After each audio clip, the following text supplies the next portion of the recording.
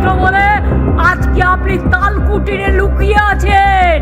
মনে রাখবেন, আমাদের যদি ইচ্ছে থাকতো, আমরা যদি অসৌজন্যতা করতাম, আপনাকে এক পা বেরোতে দিতাম না। আপনার ভাগ্য ভালো, এবারকার খেলার নাম হবে ফাটাফাটি। আর বিজেপির জন্য থাকবে কি, সেটা আপনারা নিজেরা বানিয়ে। ছৌ নৃত্য আছে এখানে, ছৌ নাচ দেখবেন।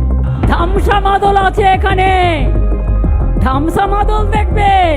ঢোল আছে, ঢোল, কাসর ঘন্টা, শঙ্খ বাজিয়ে দেবো দামামা।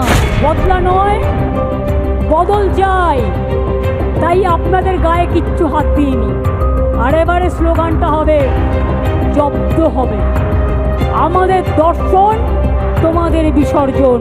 মমতা বন্দ্যোপাধ্যায় অমিত শাহ আসার পর বলেন, দেশের স্বরাষ্ট্রমন্ত্রী আসার পর আমরা না চাইলে বেরোতেই দিতাম না।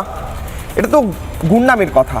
কোনো রাজ্যের মুখ্যমন্ত্রীকে আজ পর্যন্ত, আমার স্বল্প যতটুকু অভিজ্ঞতা আছে, আমি বাকিদের থেকেও সেই প্রশ্ন করব, তাদের অনেক বেশি অভিজ্ঞতা, কোনো মুখ্যমন্ত্রী বলেছেন যে দেশের স্বরাষ্ট্রমন্ত্রীকে বেরোতে দিয়েছি, স্বরাষ্ট্রমন্ত্রীর ভাগ্য ভালো, বেরোতেই দিতাম না, চাইলে পরে আমরা যদি চাইতাম স্বরাষ্ট্রমন্ত্রী এক পা বেরোতে পারতেন না।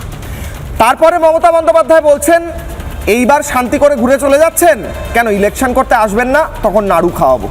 নাড়ু, কোন নাড়ু খাওয়াবেন মমতা বন্দ্যোপাধ্যায় যে শান্তিটা অশান্তিতে পরিণত হয়ে যাবে? আমি যাব অরিন্দম।